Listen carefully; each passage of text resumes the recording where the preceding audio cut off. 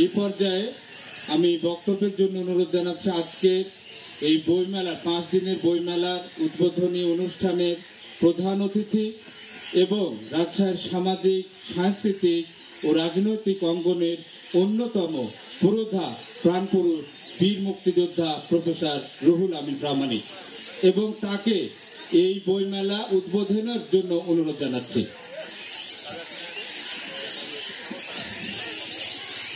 ধন্যবাদ মনিরুজ্জামান উজ্জ্বলকে। আজকের এই মহতী বইমেলার পঞ্চম বইমেলার উদ্বোধনী অনুষ্ঠানে সম্মানিত সভাপতি, সূর্যকিরণ সমাজ কল্যাণ সংস্থার কর্ণধার সভাপতি ও আজকের এই বইমেলা উদ্বোধনী অনুষ্ঠানের সভাপতি জনাব শাইখ তাসলিম জামাল, মঞ্চে উপবিষ্ট এইমাত্র এসে উপস্থিত হয়েছেন, তাকে আমরা এখানে ডেকে নিয়েছি। রাজশাহী বিশ্ববিদ্যালয়ের প্রাক্তন উপাচার্য, বিশিষ্ট লেখক এবং গবেষক, দেশের বিশিষ্ট শিক্ষাবিদ অধ্যাপক নুরুল্লাহ স্যার, তিনি আমাদের মাঝে এসে উপস্থিত হয়েছেন।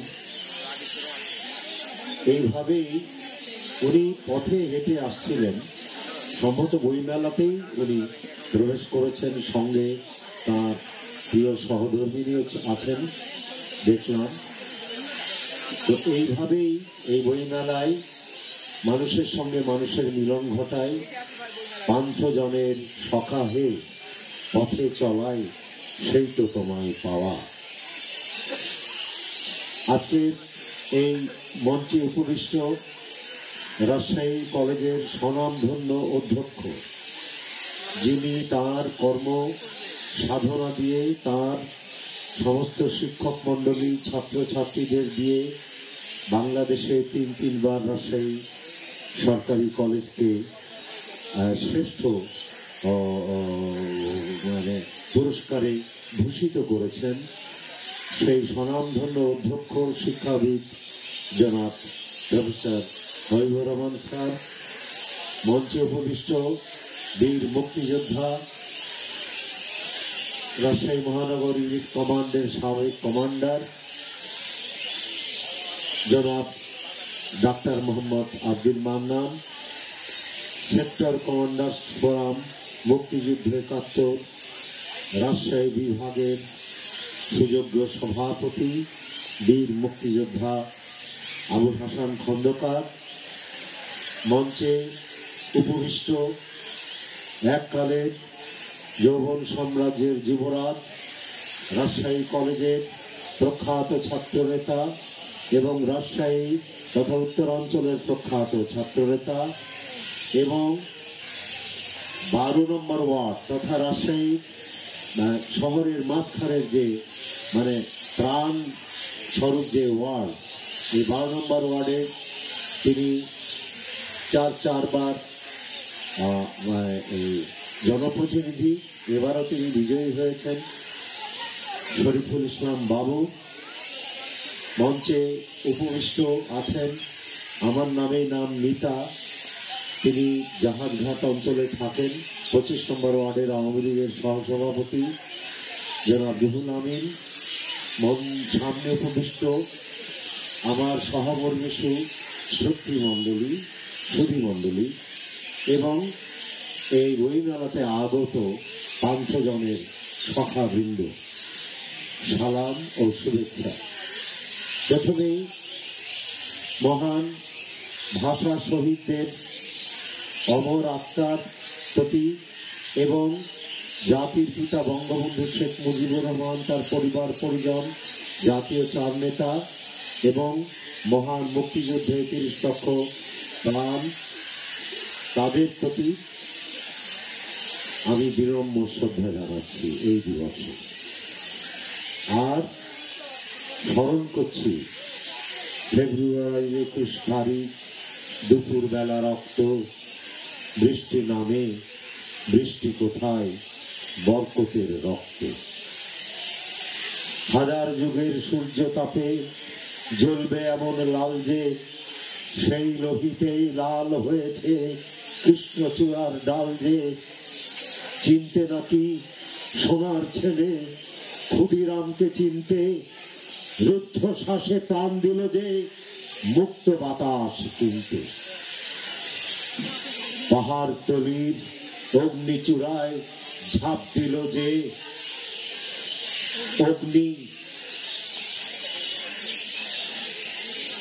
ভাষার শোকের বসন পড়ল তারি ভগ্নি। প্রভাত ফেরি, প্রভাত ফেরি, আমায় নেবে সঙ্গে, বাংলা আমার বচন, আমি জন্মেছি এই বঙ্গে। এই ভাষা আন্দোলন বুকের তাজা রক্ত দিয়ে মানুষ নিজের আত্মপরিচয়ের সন্ধানে উদ্বুদ্ধ হয়েছে। এতদিন পাকিস্তানে আমরা পরবাসী ছিলাম, আমরা রক্ত দিয়ে চিনলাম আমাকে যে আমি শতাব্দী লাঞ্ছিত একটি জাতি, বাঙালি জাতি। হাজার হাজার বছর ধরে আমি শোষিত, নির্যাতিত, নিপীড়িত, এবং সেই থেকে জাগরণ শুরু হলো। আমাদের সৌভাগ্য যে রাজশাহীর মাটি একটি পবিত্র মাটি। পাকিস্তান যে একটি ভুয়া রাষ্ট্র এটা প্রমাণিত শুধু 52 সালের ভাষা আন্দোলনের রক্তের মধ্য দিয়ে হয়নি, তার আগে রাজশাহীর মাটিতে রক্ত ঝরেছে।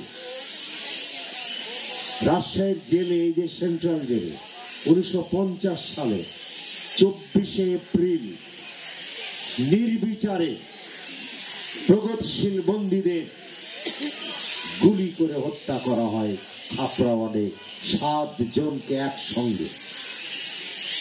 50 থেকে 52 জন প্রগতিশীল বাম রাজনৈতিক নেতৃবৃন্দ আহত ছিলেন।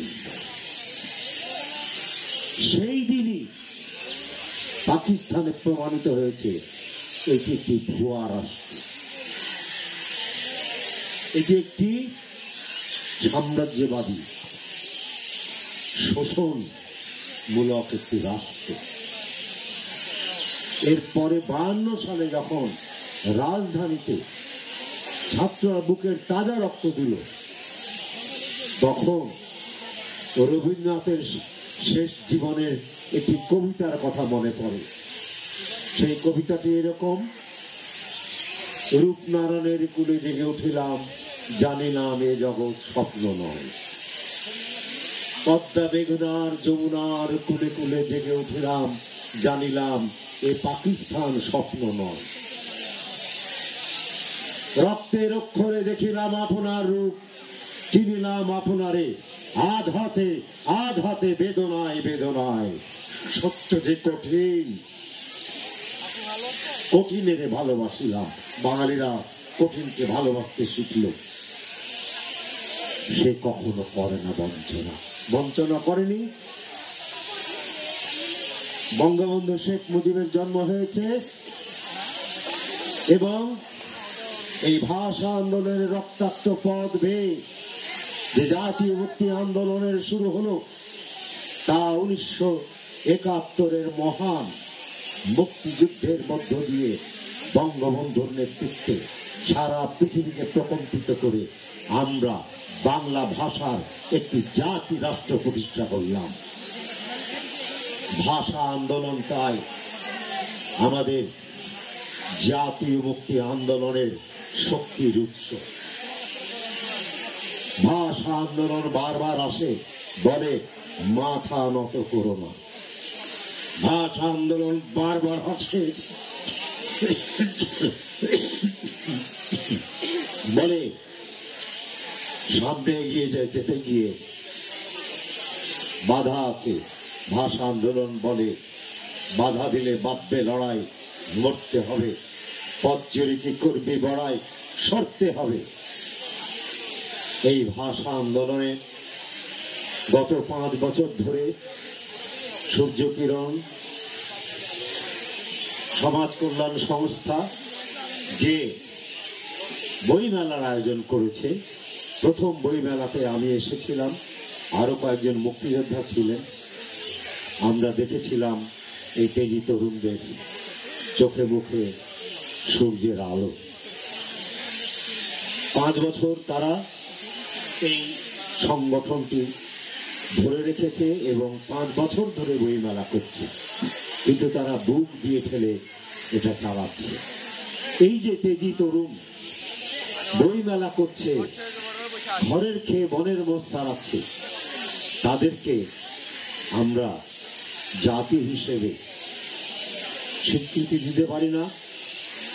আমরা এখানে তাদেরকে সাহায্য সহযোগিতা করতে পারি না। কেমন জানি আমরা আমাদের মূল থেকে ঝরে পড়ছি, সরে যাচ্ছি, এরকম একটা আবহাওয়া আমাদের ভেতরে ক্রিয়াশীল। এটা ভয়াবহ। কিন্তু এদেশের লেংটি পড়া ছলিমদ্দি কলিমদ্দি জগায় মাথায় আম্বর আলী তাম্বর আলী গরিবুল্লাহ তরিবুল্লাহ আর এই মধ্যবিত্তদের বিলাসিতার এই যে বহমান ধারায় গা ভাসিয়ে দেওয়া, এরকম না। তারা শ্রম ঘাম দিয়ে এই বাংলাদেশ গড়ে তুলছে এবং এই ভাষাকেও তারাই রক্ষা করছে। আর এই তেজি তরুণরা, তাদেরও পেছনে বিরাট শক্তি হিসেবে তারা কাজ করছে, মেরুদণ্ড স্বরূপ। এটাই আমাদের আশা ভরসা। এই সূর্য কিরণ এবং সহযোগী আয়োজক সংস্থা বঙ্গবচন, এদেরকে আমি আন্তরিকভাবে ধন্যবাদ জানাচ্ছি। আমাদের এই অভ্যাগত অতিথিদের পক্ষ থেকে, আমাদের মেয়র মহোদয়ের পক্ষ থেকে আমি ধন্যবাদ জানাচ্ছি। আমরা যেন মেয়র মহোদয়কে এবং আরো সামাজিক যে সমস্ত নেতৃবৃন্দ আছে তাদেরকে আমরা যেন ধরে বলতে পারি, এই ধরনের বইমেলা আয়োজন এবং ইতিবাচক এই ধরনের অনুষ্ঠানে আমরা যেন সবাই আন্তরিকভাবে সহযোগিতা করতে পারি।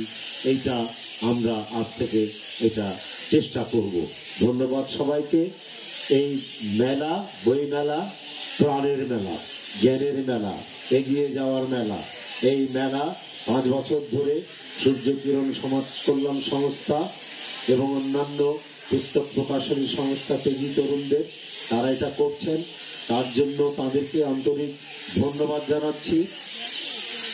আর বইমেলা 2024 এই মহান 21শে ফেব্রুয়ারি শহীদ দিবস এবং আন্তর্জাতিক মাতৃভাষা দিবস উপলক্ষে বইমেলা আমি শুভ উদ্বোধন ঘোষণা করছি।